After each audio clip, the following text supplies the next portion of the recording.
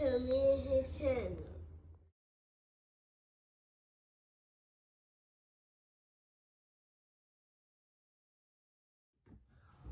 What's up, it's your boy LOE Visuals. I'm back with another video. How y'all day? Gonna hope y'all vibing, y'all chilling, y'all enjoying y'all day, y'all productive day. We back at it. Before I start, make sure I smash the like button, hit the subscribe, and we're on the road to 1K subscribers. We was like 20 subs away from hitting 800, so hit the subscribe button. But yeah, let's talk about it. So Devin Haney says that he would like to be undisputed at 140 pounds, and I want to chime in and give my opinion on it. I think 140 is actually pretty hot right now, so you won't really hear any flack from me. It's not what it usually is, so it's very competitive right now. So I can't say that I don't want to see Devin Haney become undisputed. So yeah, I think it would be a good idea, if you just list the champions and some of the fights that he could make, while he does get undisputed. I think they are great fights, some great fights there. So it would be a smart decision. I would rather him do that than jump up to 47. I don't think 47 right now is in his best interest. I still think those guys at 47 are really big, especially the champions. You'll be fighting Terrence Crawford and Jared Ennis, So, I think Terrence Crawford have every belt except the IBL. So, but I think Terrence Crawford might vacate the rest of those belts and move up to 54 and try to get that. He's already tried to, get that WBO fight with Tim Tszyu and Fondora winner. So, but it's still, bigger guys at welterweight. So, and definitely you'll be having to compete with Jared Ennis. He's a big guy, so I can see why, staying at 140 is very smart as far as career-wise. I think that's the smart decision to do, in my opinion. I don't want to see you go get knocked out or beat up bad at 47 when you could have just been at 40 building your legacy. It's the truth. That's no knock to Devin Haney. But and I know him and his pops was flirting with it, like, yeah, we could jump up to 40. Nah, I didn't think that was a good idea. Especially being who the champions were when they were flirting. I just don't think you could beat Crawford or Ennis, It's two tough styles for you.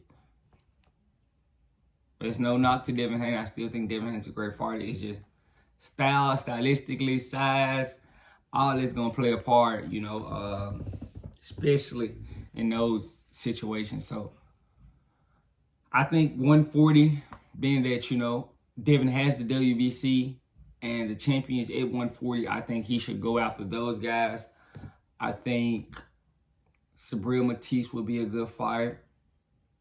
I think that's probably the next easiest belt to get, in my opinion. I think, the Rolly fight, a lot of people, I'll talk about that, but the Subriel Matisse fight, I think that's by far the easiest fight to make out of the three championships. You got Teofimo Lopez, Subriel Matisse, and Rolando Romero. I still think that would be the next step. If he did want to go get all the belts, I think going the Subriel Matisse route, that's the next best option.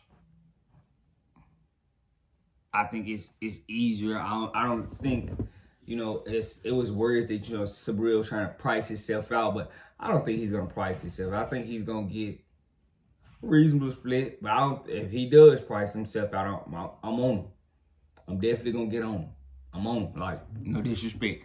I got to call him out, because it's a good fight for him, especially a unification. I think it's probably going to be the most money he's ever made, so I don't want to see you ask for nothing outlandish. Nobody knows you outside of hardcore fans, so don't ask for nothing outlandish like, oh, I'm a superstar. No, you're not. You're not a superstar. Just take the good split, fight. If you win, now I can see now you can ask, I want more money. I understand that, but nah. But yeah, I think that's the easiest fight to make.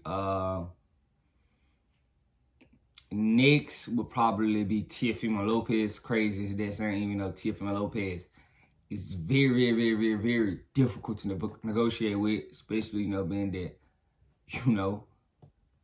him and his money situation. And, you know, he didn't just come off his best performance against Jermaine Ortiz. So, you know, I want to see how he's going to feel. You know, he's probably not going to be too eager to jump in there with a guy that can box like Devin Haney. So we may not get that fight. No disrespect. If T.O.'s not confident enough to get in there with a boxer after that, you know, shitty performance against Jermaine Ortiz, I understand. It's the truth. It's the truth. You know, I know him and his dad likes to talk, but they not going to get in there with Devin Haney, especially what Jermaine Ortiz just did. Devin Haney would make that kid look crazy. So I can see them not doing that or taking forever to get it done. So I can see that being and it's crazy that this is the second one, you know, as far as rank, you know, second. But yeah, I just think I don't see, you know, Teofimo Lopez Sr., you know, putting his son in there with Devin Haney. They're already, you know, especially without asking for an outlandish number, I can't see them just putting their son in there.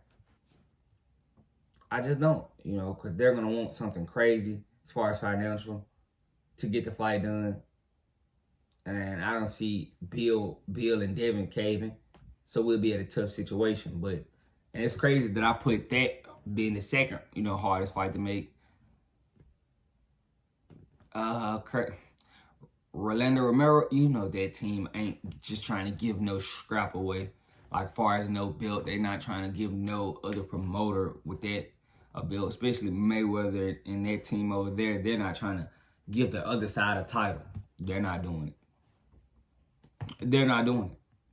They're going to come off like, oh yeah, we don't really need Devin Haney right now. We're going in a different direction, blah, blah, blah, blah, blah, blah, bullshit. But yeah, and that's crazy, you know, and Teofimo Lopez is such a hard negotiator. You know, I still think he would get in there, but I think Rolly's team isn't going to allow Rolly to get in there and get beat up by, you know, Devin Haney, even if they felt like Rolly could win that. I mean, if they felt like they would, but nah. Rolly just doesn't have boxing skills enough to, you know, outpoint Devin Haney in 12 rounds. It would just be Devin boxing and just getting a decision over Rolly. And they would just be taking their title to a different network, and Floyd and, you know, Al Haymon, they don't want a title that's not, you know, especially not in their interest, you know, to go give Devin Haney a title and lose a title for their network. So, yeah, that's probably the hardest fight to make, crazy as it sounds. So, but a lot of people look at Rolly like a paper champ. You know, he in that championship fight, a lot of people felt like he lost. I thought he lost. And he didn't rematch that guy. He didn't make sure that man got a rematch. You know, he went different directions and he should have rematched that guy. But yeah, that's that side. PBC, you know, Floyd, they side ain't gonna make no fight. So I think if Devin was to, you know, beat Sabrina Matisse, then probably sign with Top Rank for 2 fights or 3 fights, he would probably get the Tio fights, because Bob would probably force Tio to do it. It's kind of, you know, makes more sense on that side than, you know, that Floyd and that side aren't going to try to give a title to Devin Haney unless it makes extreme financial sense. So that's where we are. But I like the fact that Devin Haney does want to stay at 140 and get all these titles. I think it's a good idea. You know, I don't want to see him jump up to 47 yet. I think it's too early, but that's just my opinion. Let me know what you guys think in the comment section. Make sure y'all smash the like button, hit the subscribe button, hit the subscribe button, hit the subscribe button. We're on the road to 1,000. We're about to hit 800. Hit the subscribe button for me. I love you guys so much. I'm out.